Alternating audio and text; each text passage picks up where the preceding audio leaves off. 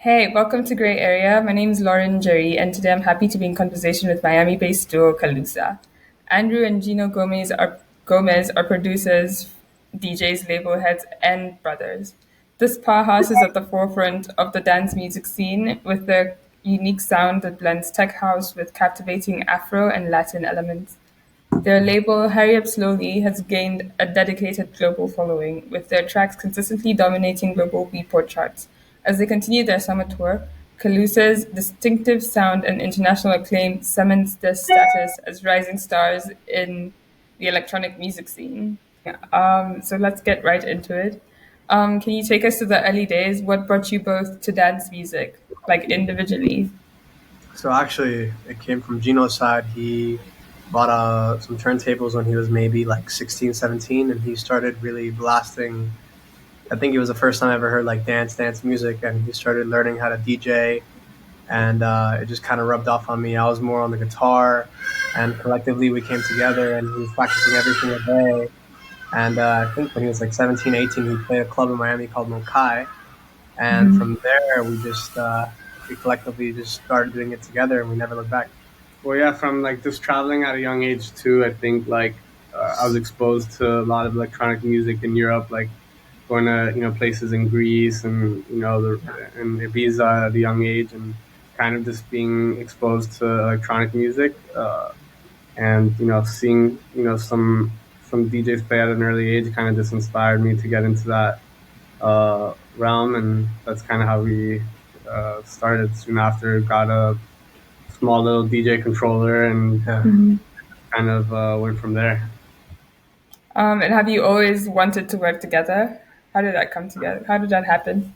Yeah, I feel like it was a very like good synergy from the start. Like I come from a musician background. I play a lot of instruments, and we've always collectively come together and just shared the tracks that we liked at the time. Maybe talking about like 2008, 2009. So it was always Well, a good synergy. it was always interesting because in Miami, the legal age to like enter a club is like 21, and Yeah, I started DJing at like 18. So at that time, he was like 15 right now, something like that. 15 years old. So he was like almost way too young to even be in the club. But those first, after like a year or two, he started getting very into it. And then, naturally we just started doing it together. And, Yeah, we, we both were in the same kind of musical, realm or yeah. lane. And it just really gelled. We have a lot of synergy, and we, contrasted a lot. I was always more focused when I was at that age, like 15, 16. I was more focused on music production and learning the Logic program, and just kind of like learning all that stuff while he was DJing all the nightclubs, because obviously I was too young. So obviously when I got to an age where they would allow me to get into the nightclub, that's when the whole collaboration started. Oh, that's dope. So your music has heavy Afro and Latin elements. What influences your sound? Well, I think just being in Miami really, and kind of our our heritage, or our background, like our dad is Cuban, and he was a drummer growing up, and we were always raised around like a lot of Latin music Yeah, between our dad and our mom, and then being in Miami as well. So it's like we've always had that that love for like percussion and music that really makes you like actually dance, and kind of reflected in the music that we started producing. And little by little we just saw it was really working and catching on, and that it really just like worked on the dance floor and really made the whole dance floor move. and it's also cool because It's a, Miami is like a melting pot of so many different cultures. So not only like Latin music, but almost like all genres and Middle Eastern sounds and Brazilian sounds, and like it's all derived like from the same place. Like it's all like Afro and drums and stuff like that. So it's really cool like to be from Miami. You can apply all different formulas and recipes into your music. oh, that's cool. And I like it does get people moving. I've seen a lot of your mixes online. It's really cool. What is the dynamic between you guys like in the studio? It's pretty organic, honestly. Like when we sit down, we we come together, we talk about the music that we're listening to, and tracks that like are inspiring us, and we just kind of start with a clean slate and figure out what we want to make in that particular day. And obviously a lot of experimenting, because a lot of the music you end up making it doesn't see the light of day. But what's beautiful Mhm. about our position is we're lucky to be touring, and what's great is when we start an idea that we collectively like, we start testing it on the road, different mixes and mastering, and we kind of like mix it like on the road. At each different nightclub that we play, we do little fixes and changes dynamically and sonically to the tracks. So I feel like together we come collectively, and we start to finish all the tracks when we're done touring. Yeah, and like he was a guitar player kind of like from a young age. When he was like, I think like 10 years old, he got his first guitar. So he also like plays keyboard, so he'll like kind of get an idea going in terms of like melody or kind of a concept. And then I'm very like technical and good with like percussion and using loops and kind of creating different patterns and arrangements. So we kind of both have our specialty, but we really like help each other through the whole process, really. It's the best of both worlds, it seems. That's really cool. Yeah. So how do you usually start a track and how do you know when it's finished? So I mean, typically it's you know like it'll come off of just a basic idea. It could be a sample or a melody, and usually to know when it's finished, it's really tough because there's like producer syndrome, and Yeah, I'm you're, not I'm not sure if you ever know. yeah, you're like you're never really happy. I don't think anybody's really happy. I think it's more about you're like the most okay with it, Yeah, and for sure. really from just testing it out and like ha- being able to have that ability to be able to test tracks out in shows and develop them, and see what's missing and what's needed. And then after a certain point you feel really happy with the response and how it sounds through other club speakers or other systems, and then you kind of make the call that it's time to move on. But I think that this is like something that a lot of producers struggle with, and kind of never being satisfied Yeah. with your mix. But I think Yeah.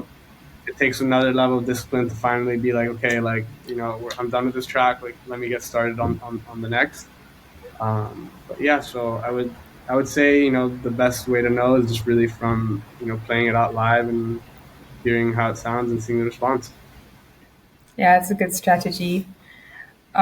You dropped a nostalgic new track, Fell in Love, with Carlita via Diplo's Higher Ground imprint. Can you tell us how it all came to be? Yeah, sure, absolutely. So the song was a year in the making. We had an idea for a while, and we kind of were just kind of like sitting on the track. But when we were in Dubai, we met up with Carlita, and we were just catching up and stuff. And I guess the track just came in conversation. She asked us what we were working on. We showed her the concept, and she was in love with the concept. She's a very the '90s girl like us. She loves the '90s and those nostalgic tracks that came from that era. So collectively we came together, and Diplo was a fan of the track, so he was cool enough to put it on higher ground, and the response has been amazing. Do you want to add anything? No, yeah, I mean it was a pretty organic, idea of a track and how it all kind of came together. But really, like we've always loved that like '90s classic vibe, and Yeah. we wanted to bring a feeling of that. And thank God Carla has a very similar Yeah. vibe and ear to us, and she was able to get on higher ground. And they have an amazing team, Oh, and absolutely. we're really grateful that we were able to work with such a great team on getting this out with them. Yeah, it's a really good track. Congratulations. Thank you. Um, could you tell us a little bit about how your label Hurry Up Slowly came to be?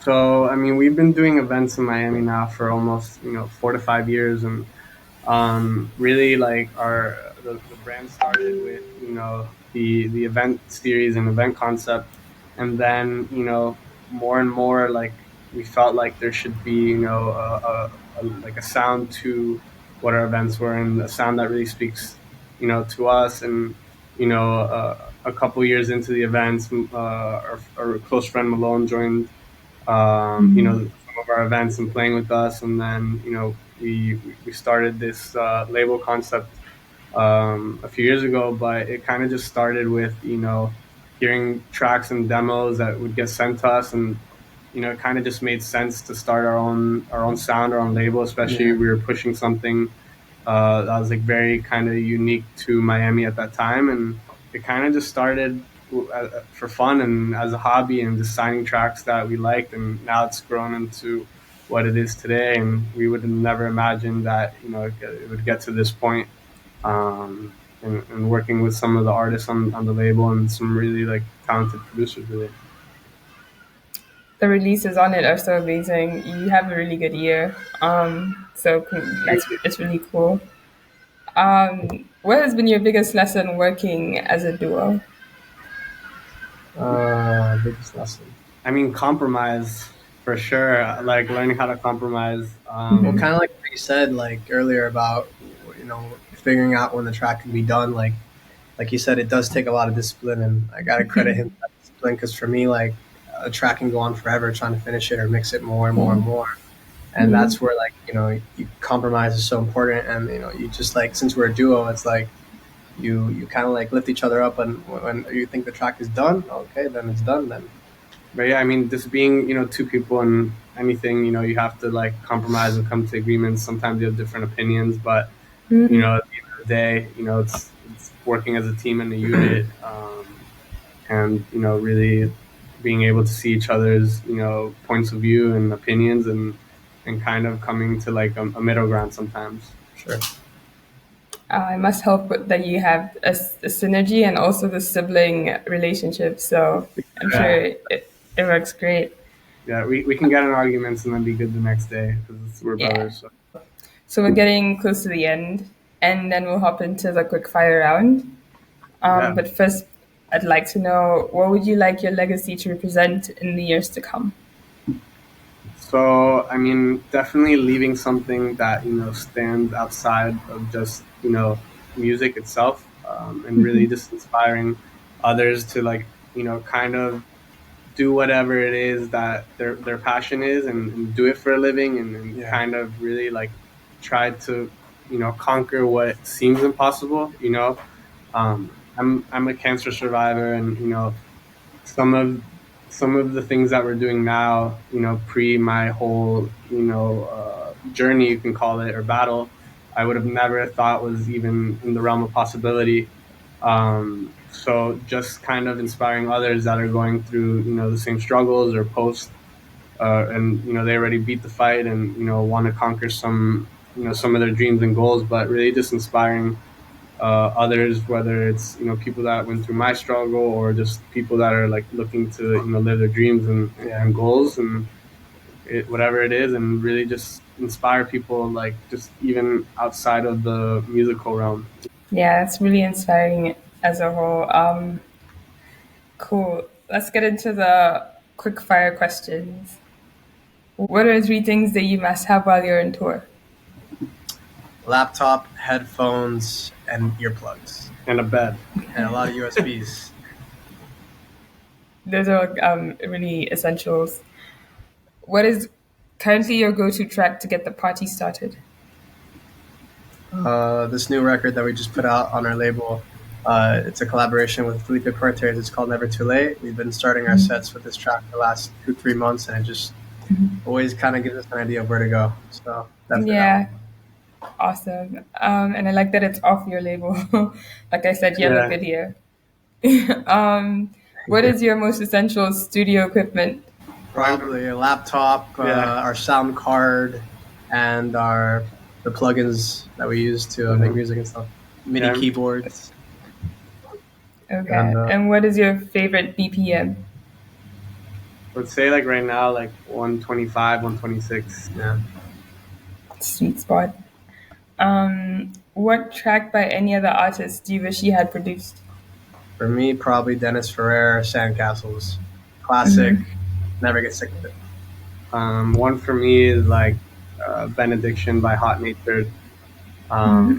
Like one of the earlier, kind of deep house tracks that really like stood out to me, and it's just it's timeless. Like it still sounds good today, and I Yeah. think that's a goal as a producer is to really like make music that doesn't just sound good now, but 10 years. sounds good for 10, 20 years to come. Yeah, it's awesome. Okay, guys, that's all I have for you today. It's been lovely. Thank you for making the time to be here.